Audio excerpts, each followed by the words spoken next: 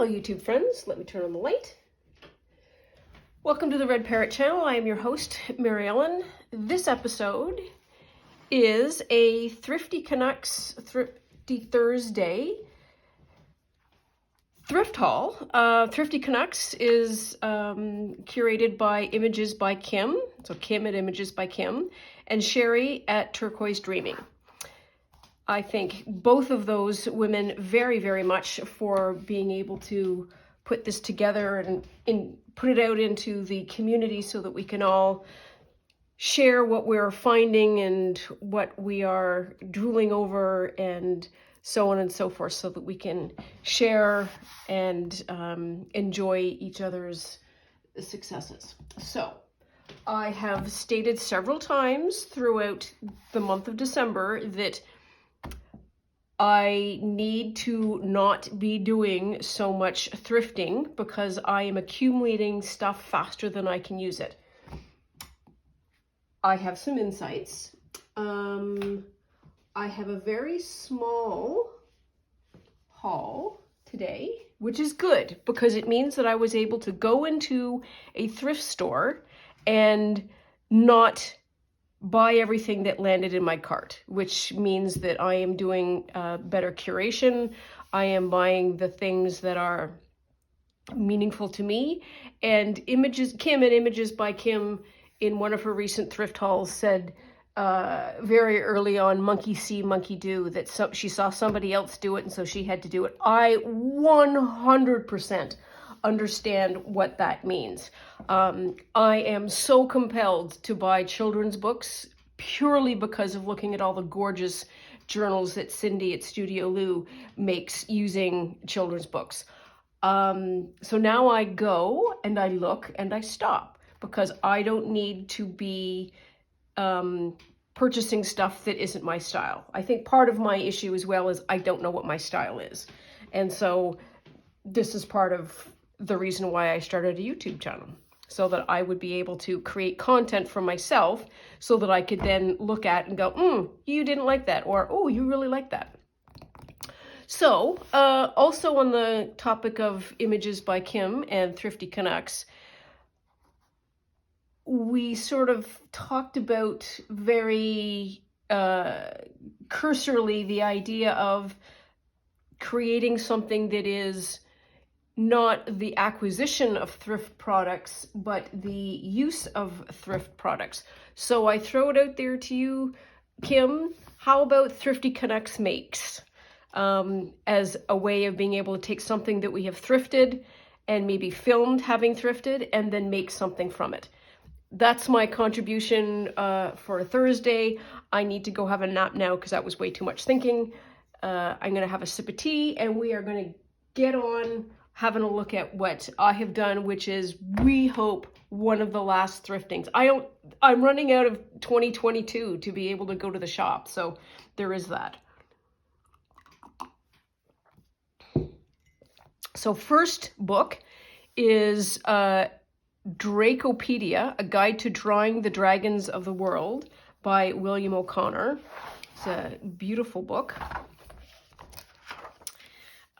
Look at these pages. These are lovely. And it's glossy, and I am not a huge fan of a glossy page, but I am a huge fan of dragons. And I love this mythic creature in all its forms and styles. Irish dragons, Chinese dragons, Eastern European dragons, all of the dragons. I don't care. So this is, I'm trying to figure out when we are published. Copyright 2009. Acknowledgements to Sam. Thanks for the coffee and waffles. Yeah, that's fair. So these are all of the different kinds of dragons and some just gorgeous photographs. I am not so sure that I am going to be using it to draw, but you never know. What does it say? Respect copyrights. It is okay to use other people's photos as a reference to get ideas, to see patterns of a snake, for instance. But unless you have permission from the owner of that image, it is not acceptable to copy that image directly, and I would say for profit. You can do it in your personal studies, I think, because that's fair ball. But as soon as you say, oh, it is an original piece of art, and you sell it, not so much. Because the original creator was the one that did all of the work and also got all of the education and sacrifice to be able to do that work. That's another thing that people that aren't sort of close to art and artists often forget. It's kind of like, well, I too can be a surgeon. No, you can't. And you need all of that years and years of training. Same with an artist. So anyways, let's get to some of these pretty images. Look at that. It looks like a little poicat. But just really beautiful reference images, and there was one page where it talked about the biology, which is also really important, I think, for art, to know how things are connected to whatever and be able to understand the skeleton of a thing and then put like a skin over the skeleton. But look at all of that, Asian dragon, and then just all of the information that goes along with it. And then some history, and ooh, look at that habitat. That would be a beautiful watercolor. I may not be able to tear this up quite as quickly as I thought I would. And it just sort of goes on from there. All of the beautiful dragons. It's kind of fun, they even have the Latin wording for it. Oh, and the Hydra. I didn't know that I was classified as a dragon, but there we are.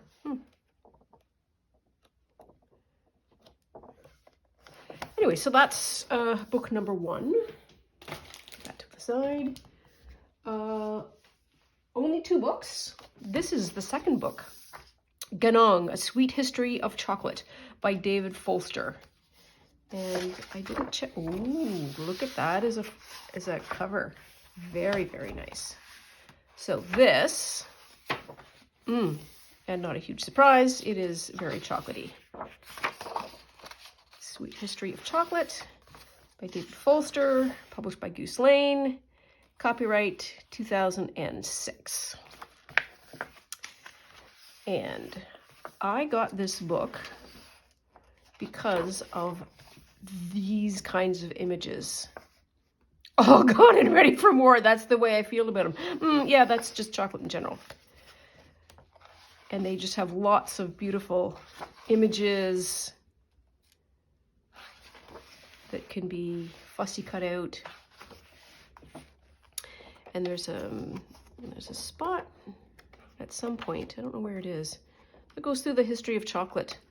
Chocolate journal would be something really fun to make. But just, you know, look at the ads and the images here are just gorgeous.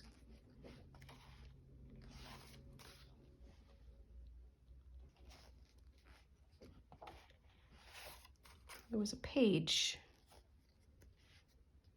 that's there. That's the page. That image is the one really that sold me because it's very Art Nouveau and flapper. And that's another kind of journal that I'm gonna have to put on my list. Oh, options. And here's another beautiful collection of Art Nouveau art. And just all of the ads. Oh yes, and galantines.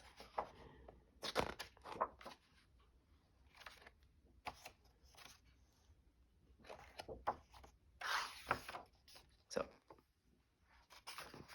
chicken bones.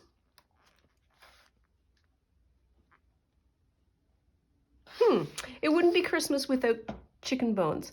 Of all the candies made by Ganong Brothers, one is truly unique, chicken bones, consisting of pink shaded of a pink shaded jacket of hard-boiled sugar and cinnamon, covering a generous strand of unsweetened chocolate and shaped, of course, like the bone of a chicken.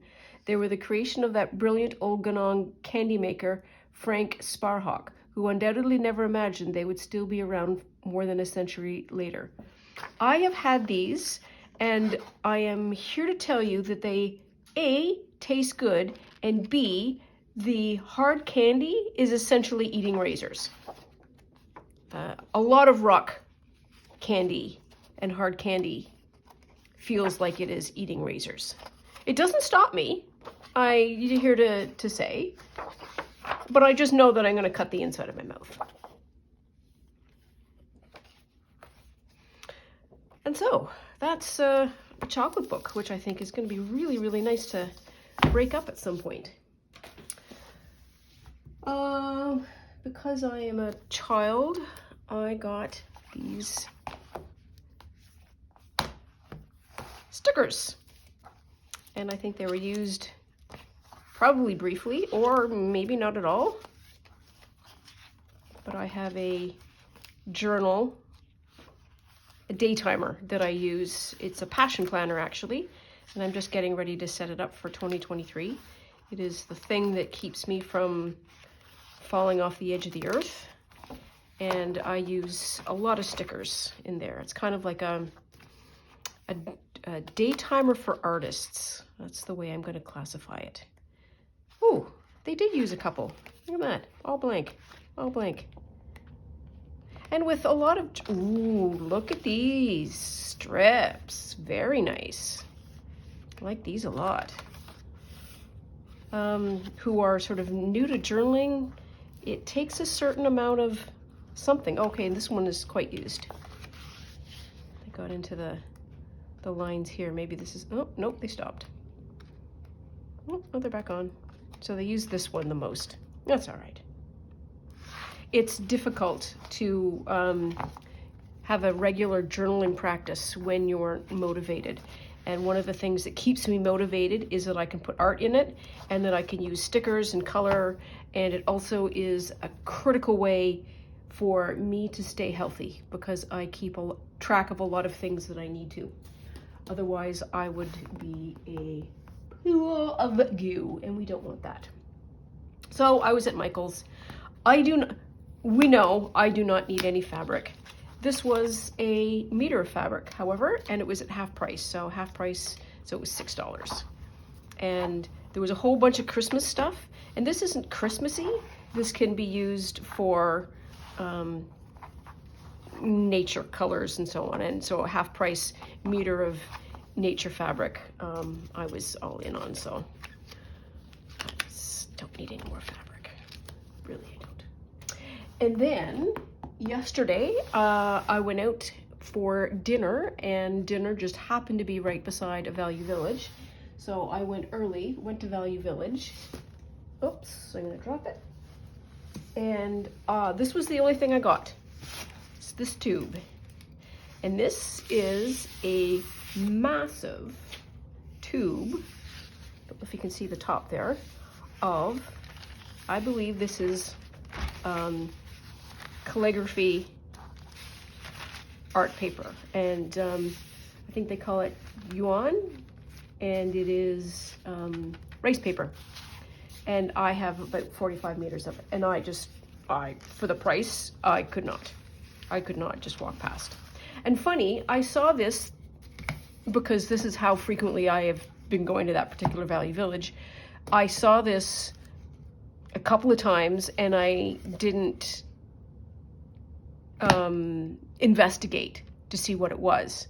And this time, this was separate from this. And I picked this up knowing, oh, I like this roll of paper, looked around and realized this was empty and that they were together. So I have gotten some rice paper to do art and to use as pages and all kinds of yumminess.